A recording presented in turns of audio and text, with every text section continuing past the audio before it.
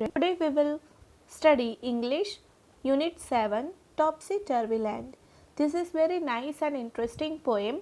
I hope you all will like it. So before we will discuss this poem, please open your English textbook page number 110 Unit 7 Topsy Turvy Land.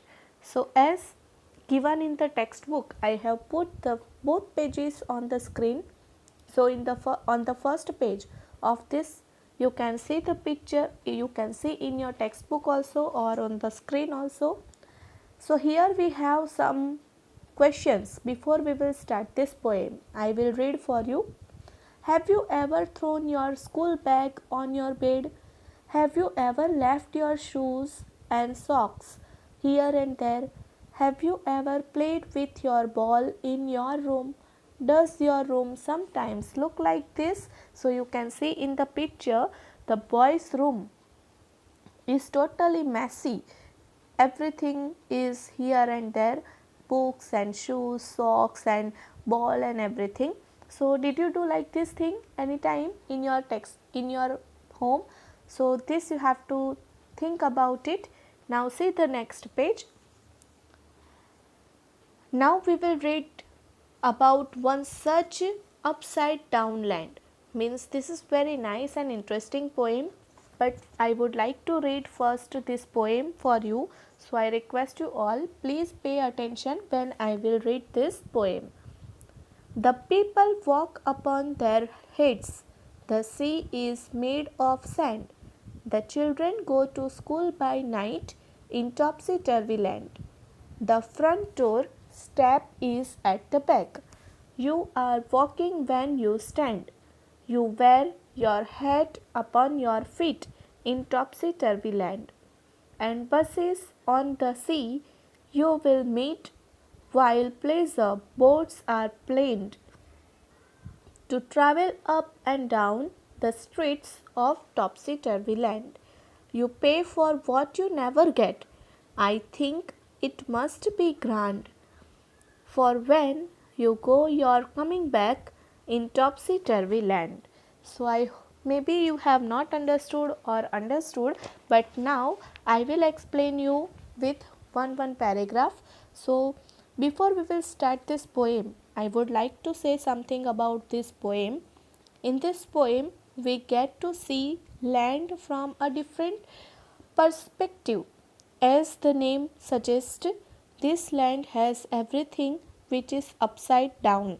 To begin with, the sun rises in the west. So, you know it is very amusing to live in a land like that. There are many other strange things going on in this land which the poem tells us about. So, I request you all, please pay attention. I am going to explain. So here children, number first paragraph, the people walk upon their heads, the sea is made of sand, the children go to school by night in topsy-turvy land. So here in the first paragraph, the poet is trying to say the sea is not made up of water, but it contains sand. The children of this land go to school at night, not during the day like it usually happens. Thus, people are up and about at night and they rest during the day. It means we are resting at night and daytime we are working.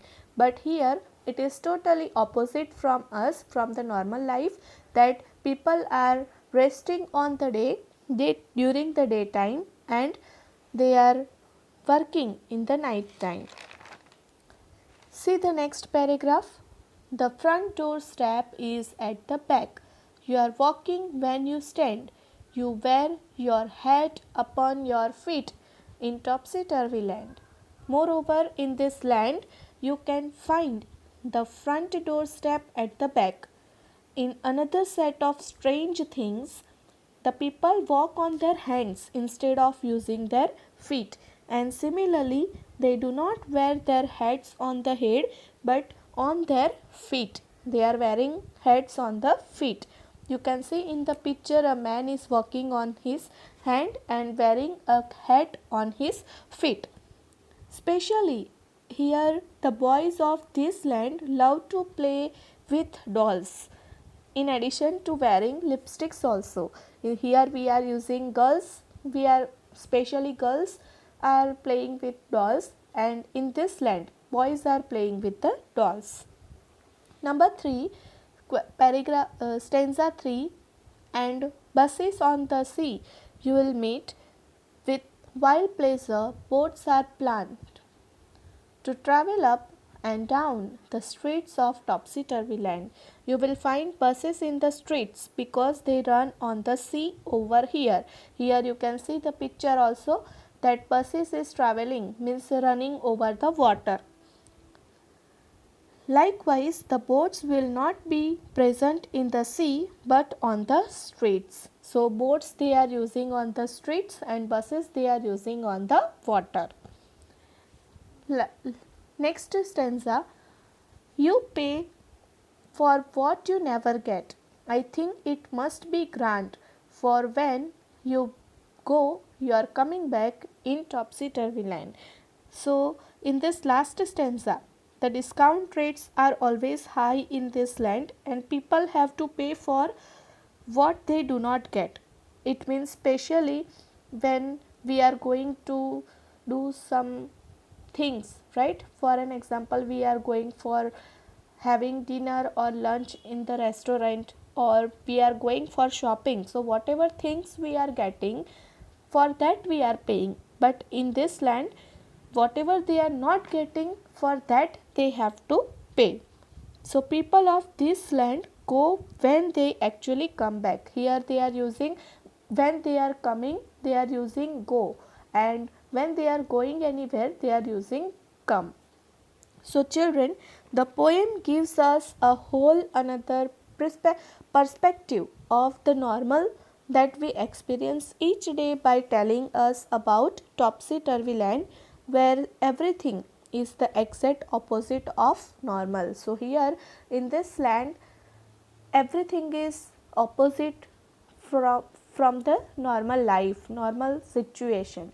So this is very nice and interesting poem. So children, you have to learn and write this poem in your English classwork notebook with beautiful handwriting, and in the next video we will discuss its meanings and question answers and some other exercises. Thank you.